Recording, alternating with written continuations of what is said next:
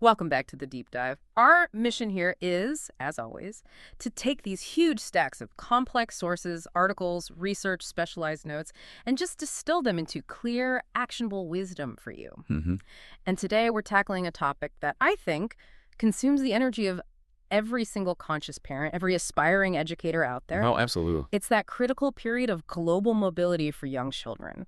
We are diving deep into sources that were made specifically for parents planning a move, moving continents or even just cities, shifting from one curriculum to another with kids before they turn 8. Right. That's the key. Before 8. And our core question, the one we are just laser focused on today, is this. What foundational skills actually transfer before age 8, no matter the school board? What is the true predictor of a child's success when you drop them into a completely new learning environment?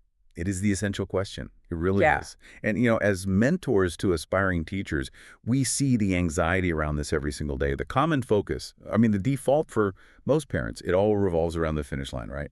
Grade 10 board exams. Exactly. Grade 10, board examination success, the path to university.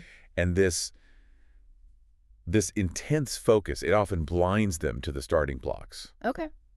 But if we're going to approach this consciously, if we're really looking at global success patterns, we have to acknowledge an uncomfortable truth from these studies. Okay. The success of global mobility is decided much earlier than any board certificate is ever issued. That's the first foundational truth we have to get across. That is the myth-breaking part right out of the gate. So you're shifting the entire center of gravity. You're saying the most critical phase for a successful transition isn't in high school prep, Not at all. but it's fundamentally in kindergarten, the earliest primary grades. So why is this age marker before age 8? Why is it so non-negotiable? Because development isn't linear. It just isn't. It happens in windows. We have these specific age markers where key developmental patterns, habits, even self-perceptions, they start to solidify. They set. Yeah. And that makes any deep-seated changes later on exponentially harder. We're like wet cement. It's exactly like wet cement. Between 3 and 8, it's setting. After that, you are chipping away to concrete. So by age 6, a child's fundamental learning habits are forming. Are they an active learner or a passive one? Mm-hmm. By 7, their core learning style is largely locked in. Do they respond best to rote memorization, or do they thrive on exploration and dialogue? And crucially, by age 8, their fundamental confidence patterns have settled. They decide internally whether they're a good learner or not. And if that early foundation is shaky, I can just see how a sudden shift, a new school, new culture, a new language would be catastrophic. Exactly. If the early years are, characterized by a weak foundational capability, any later curriculum change, whether you're moving from a structured state board to a super independent IB system or from India to North America, it feels exactly like starting a complicated race midway. Without any training. Without any training. No warm-up, not even the right shoes. The child has all the potential, but they just don't have the trained tools. This is why the core conflict we're dissecting today, it isn't really about CBSE content versus IB content. Yeah. It's about defining the foundational skill gaps. And these sources are clear. These gaps, not syllabus differences, are the primary systemic cause of transition failure. We are shifting the focus entirely from content, what they know, to capability, how they learn and adapt. So the message is clear. Prioritize the operating system over the software you're running on it. A child with a robust, adaptable operating system can master any content. Precisely. And for our aspiring teachers listening, this is the first cornerstone of conscious teaching. You are not teaching content. You are teaching the child how to learn. Okay, let's unpack this central error we see so often in parental planning. The sources point to this common assumption. Oh, the early years don't matter that much. We'll fix it later. We'll invest in high school tuition. The fix-it-later fallacy. Yeah. Why is delaying that focus? Why is it such a dangerous gamble when global mobility isn't just a possibility, but for many families, a certainty on the horizon? It's a dangerous gamble because it just completely misunderstands what the early years actually accomplish. They're not merely preparation for grade 1 academics. They are the laboratory. It's where the child develops the operating system of their mind and, crucially, their identity as a learner. Okay. The early years determine how children process information, how they initiate solutions, how they cope with change, and fundamentally, how they handle unfamiliar environments. When a trainee teacher asks me why they should focus so intensely on play-based learning in pre-primary, Yeah. I tell them it's because this is where children build their resilience, their internal locus of control. If you neglect that foundation, you are forcing the child to develop their coping mechanisms under this immense pressure of a new language, new cultural codes, new friends, new teacher expectations, all at the same time. It's an impossible cognitive load. It's an unsustainable cognitive load. That really clarifies the urgency. So let's detail the tools they need.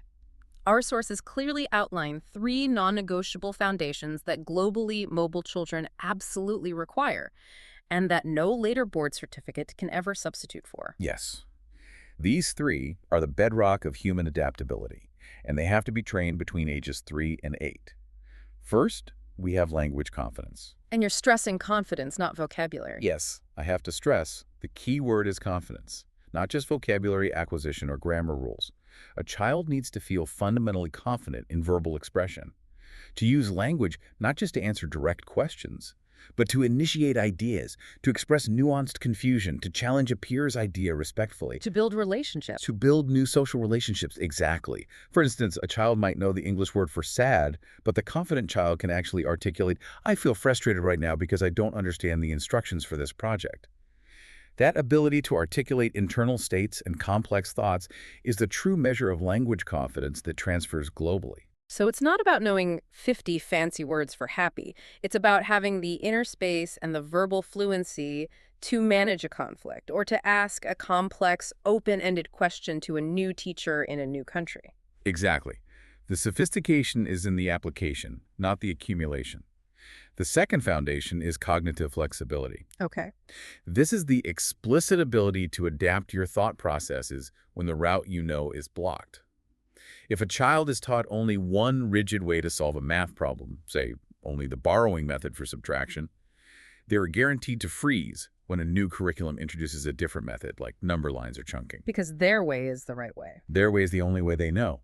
Cognitive flexibility allows them to pivot, to try a new route, and most importantly, to understand that multiple valid paths can lead to the same solution, all without that fear of being wrong. That sounds like the true measure of applied intelligence, not just regurgitating procedures, but using knowledge in a new or changing context. It is the ultimate anti-fragility mechanism, and the third foundation is emotional regulation. This one feels huge. It's critical. It's the internal capacity to cope effectively with unfamiliarity, with stress, with disappointment. Moving is inherently stressful, even for us adults who choose the change. For a child, dealing with a new social environment, new cultural cues, different teacher expectations, it requires a proactive ability to manage anxiety and rebound quickly from small setbacks. So when their favorite pencil breaks on the first day. Exactly. Or they don't get the part they wanted in the classroom play, they have the internal tools to self-soothe and re-engage, rather than spiraling into prolonged distress. These skills, confidence, flexibility, regulation, they're the true currency of global mobility. So let's look at the flip side. Why do transitions fail? Our sources are very clear that when young kids struggle after a move, it's rarely because they're incapable. Oh, never. The child isn't slow. They are trapped by learned habits. And what are those specific learned patterns that cause this struggle in a new system? As mentors, we see 3 pervasive failure patterns that often start very innocently in culturally constrained classrooms. First, the child has learned to memorize instead of understanding. The classic rote learning trap. Yes. They can reproduce facts perfectly, a whole timeline, a complex poem, but they can't apply the core concepts to a new situation. Second, they learn to follow instructions precisely instead of thinking independently. They wait for the next command, the next worksheet, instead of taking the initiative to ask, what if I tried this? A reliance on external control. Exactly. And third, and this is maybe the most debilitating for adaptability, they've developed a deep-seated fear of mistakes instead of viewing mistakes as experimentation. They prioritize the neat, perfect, pre-approved answer over the messy, informative process of discovery. And those 3 habits become roadblocks when they enter a system that demands inquiry and self-direction. Insurmountable roadblocks. Which perfectly highlights the parent's blind spot. We see so many parents and even schools obsessed with the easy-to-measure metrics. Reading early, writing neatly, finishing the textbook. The checklist. But what are the global systems actually evaluating that contrast so sharply with this?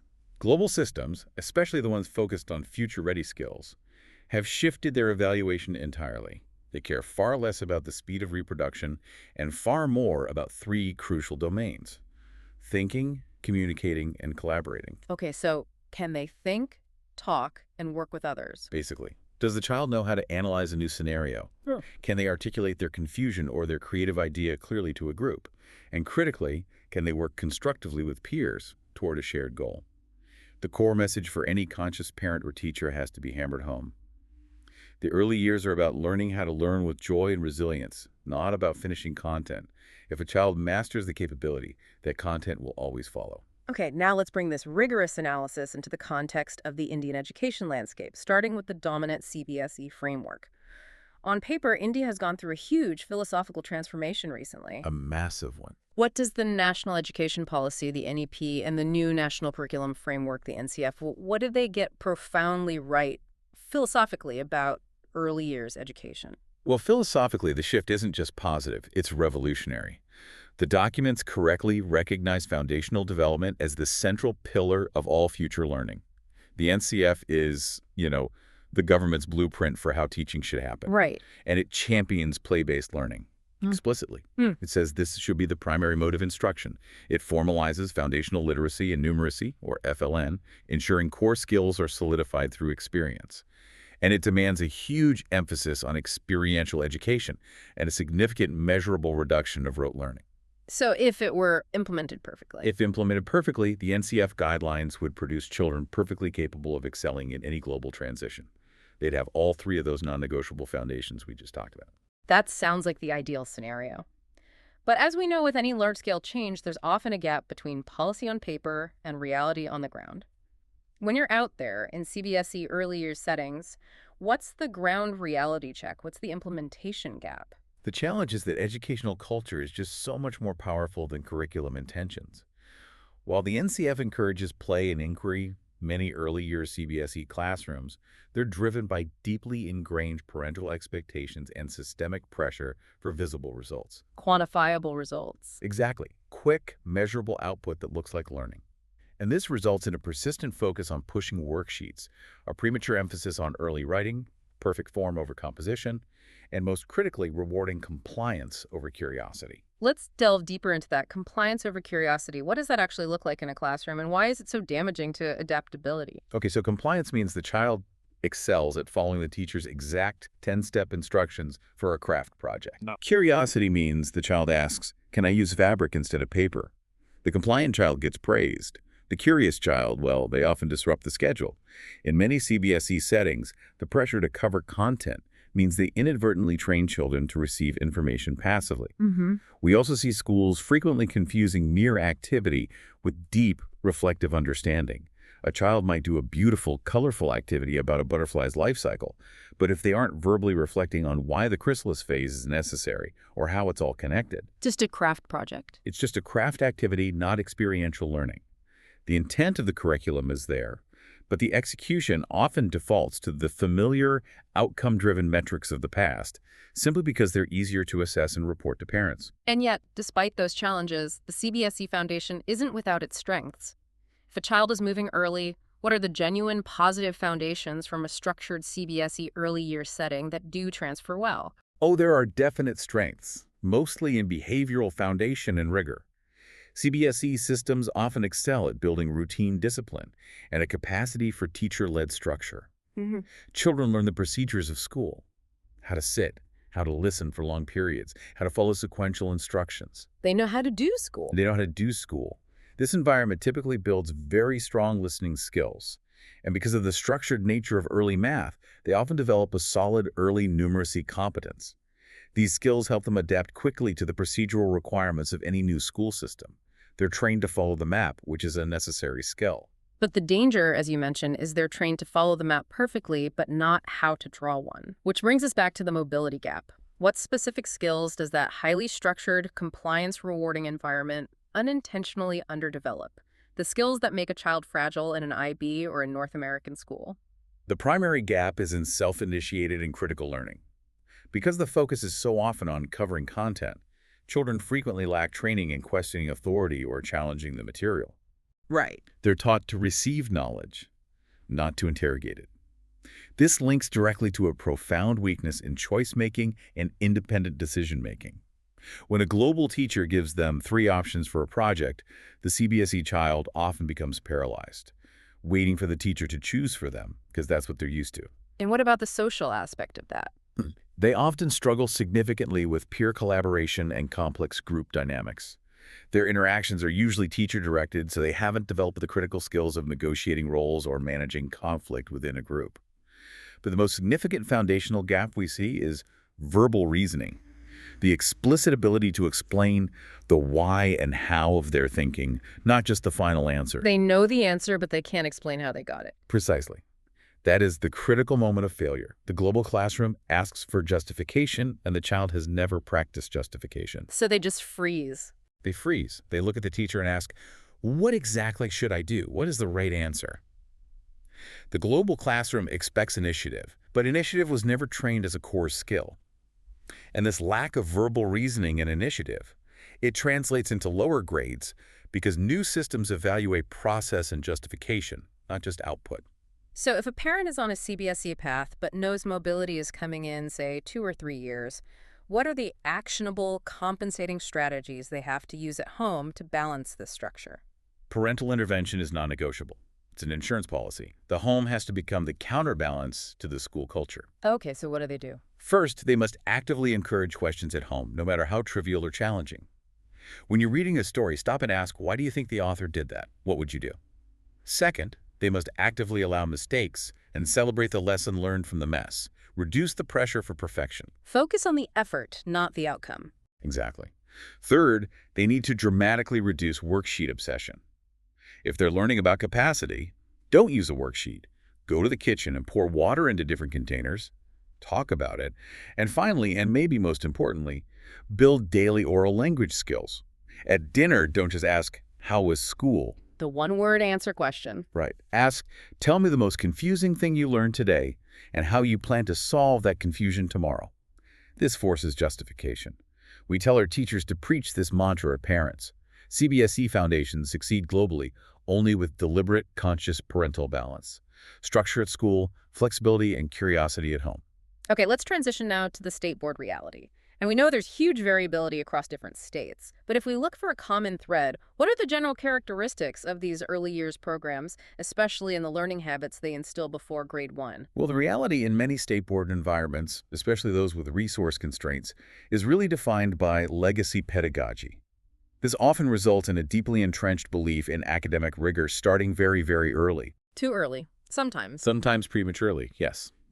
This translates into two key characteristics: a strong emphasis on memorization as the primary learning mechanism, and a huge prioritization of copying and reproduction. Neat handwriting, accurate duplication of the textbook, rote recitation, these are valued above all else. And what about play in that system? Critically, for mobility, these systems often delay play-based and exploratory learning significantly. Children are at their desks, engaged in structured competitive academics much earlier than is developmentally appropriate.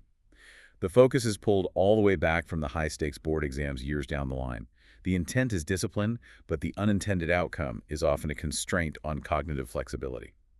So when parents consider moving internationally, state board backgrounds are often, frankly, seen as the weakest foundation. But our sources challenge this blanket assumption. They do, and they should. What are the specific practical strengths that the state board environment cultivates that are actually overlooked assets for global mobility? That assumption is a critical oversight. It's driven by cultural bias, and we have to combat it. These children are building genuine assets of endurance and intellectual muscle. Okay, like what? Firstly, due to the intense repetition and drill, state board children often develop exceptionally confident calculation and foundational arithmetic skills. They are quick and accurate in mental math. That's a highly valued skill anywhere. Secondly, they develop a profound fluency in one language, often the regional mother tongue, which shows a high capacity for deep language immersion and structure. Third, and maybe most valuable globally, they possess an extraordinary sense of task endurance and persistence. They are trained to sit and complete a challenging, repetitive task until it's done. They don't quit easily. That's huge. It is. And finally, they have a high adaptability to procedural constraints. They know how to navigate a rigorous system with clear rules. These are not weaknesses. They are trained assets in discipline, rigor, and diligence. That's a really important reframing. Persistence and rigor are huge global assets. But why then do these children so often struggle in international classrooms, even with strong calculation skills and this endurance? What's the specific transition challenge they face? The struggle comes from a fundamental mismatch in communication expectations and learner autonomy. Global classrooms in the early years are designed around three pillars: verbal explanation, collaborative play, and exploratory learning. And the state board child is trained for. The state board child is trained to know what the answer is and write it down neatly, but the new environment expects them to justify the answer verbally, explain their process in a group, and negotiate their ideas with peers whose approach might be completely different. So the intelligence is all processed internally, but the requirement is to externalize it. Exactly. Lacking that training in exploratory dialogue, the state board child may become hesitant, silent, or appear unsure. They have the intelligence, the persistence, the mathematical accuracy, but they were culturally and pedagogically never invited to explore aloud. And silence, in a fast-paced collaborative environment, is often misinterpreted by new teachers as a lack of understanding. Right, so the core gap is expression and self-advocacy. That's it in a nutshell. Which means the focus for parents needs to be on leveraging that internal intelligence and giving it a voice. So for those parents, what are the bridging strategies that work? Strategies that expand on the rote learning strengths without just trying to erase them. We have to approach this respectfully. That persistence is a strength. Now we channel it into creativity and articulation. The most crucial strategy is introducing intentional, guided play at home, framed as problem-solving time. Not just free play. No, this is play designed to elicit constant verbal justification. Why did you put the blue block there? Show me how you fix that puzzle. Second, parents must relentlessly encourage storytelling and narrative expression. Ask the child to verbally elaborate on their day, demanding detail and sequence. Third, the focus in homework discussions has to shift. Stop congratulating just for the right answer. Praise has to be reserved for explaining the thinking process. Ask how they got there, what steps they considered. And finally, enrolling the child in exposure-based programs, debate clubs, drama workshops, art classes is critical. These build comfort with diverse communication styles. We need to consciously train the voice that the state board environment often asks the child to keep silent. Okay, let's move to the IB Primary Years program. The PYP. This is often held up as the gold standard for seamless mobility. Why is that? Why does the PYP framework transfer so well across borders? The fundamental reason is that the IB-PYP is explicitly designed from its philosophical roots for transferability. Its core priorities, inquiry, play-based learning, conceptual understanding, and reflection are designed to be content agnostic. What does content agnostic mean in this context? It means the curriculum structure prioritizes skills over content saturation. If a child understands the transdisciplinary concept of, say, systems or change, they can apply that deep conceptual understanding to a new history lesson in Seoul or a science project in Manchester. The factual details, the content, are just vehicles for exploring the concept. So they're learning how to learn. They prioritize the tools of learning and the ability to ask powerful questions over just accumulating facts. This focus on how to think and how to inquire ensures that the child is curriculum agnostic by the time they hit that age 8 marker. And what are the specific foundational traits that are developed in IB early years that promote this sense of fearlessness and adaptability? The things that make a child feel okay being the new kid in a complicated classroom. Well, when it's implemented with fidelity, the PYP instills that full suite of non-negotiable skills we talked about at the start. Yeah. Firstly, genuine confidence in speaking and expressing ideas because the classroom is a dialogue-rich environment. Secondly, a level of high curiosity becomes institutionalized. They're trained to ask why. Right. Thirdly, they develop incredible general adaptability because they're constantly exposed to new methodologies and open-ended challenges. And finally, and maybe most powerfully, they build comfort with ambiguity and uncertainty. If a child is used to not knowing the exact answer right away, if they're trained to work through the mess of research, they walk into any new classroom without that fear of the unknown that paralyzes kids from rigid systems. That does sound like an ideal foundation, but to maintain balance, we have to talk about the trade-offs. The ID model must sacrifice certain things in favor of inquiry. It does. What does the PYP model intentionally underemphasize? And why do parents need to be aware of these potential gaps? The trade-off comes in what we traditionally call basics that require repetition for automaticity. Because the core focus is on conceptual development, the PYP may intentionally underemphasize areas requiring rote repetition or precise formal structure. For instance, Specifically, this can lead to weaker formal handwriting mechanics. The focus is on quick expression of ideas, speed often takes priority over perfect form, It can also result in fewer speed-based arithmetic drills Mm-hmm. because the emphasis is on understanding the concept of multiplication, not just rapid calculation. Mm-hmm. And finally, there's reduced structured repetition for certain memory tasks, like memorizing all the multiplication tables through the 12s. If parents become passive, assuming the school will handle everything, these gaps can appear later when a child moves into a middle school system that suddenly demands speed and precision. So they might know why 7 times 8 is 56, but they're slower than the kid who just memorized it. Exactly. And that's a vital point. Speed and automaticity do matter later on. We often assume IB is foolproof, but the sources identify specific failure conditions. When does the PYP model struggle? The fragility of the PYP model emerges primarily through poor implementation or a lack of home support. The number one failure condition is when play is unstructured and lacks educational intention. When a school uses the word play, but it's just glorified recess without guided learning outcomes. Right. Second, failure occurs when, because of all the conceptual freedom, parents become entirely passive, abandoning reinforcement of fundamental skills. Third, and this might be surprising, is when routine or discipline is entirely absent at home. The IB environment is freedom within a framework. If a child doesn't get firm boundaries at home, the open-ended classroom can just lead to chaos. Play without structure. The sources summarize it perfectly. Play without structure creates fragility. A child needs the freedom of inquiry, but also the stability of clear behavioral boundaries to house that inquiry successfully. So how do we optimize the IB model for mobility? What are the conditions under which it works best, ensuring these conceptual skills travel seamlessly? Optimization requires synergy, a conscious alignment between home and school. The PYP works best under 4 conditions. First, play must be intentionally guided.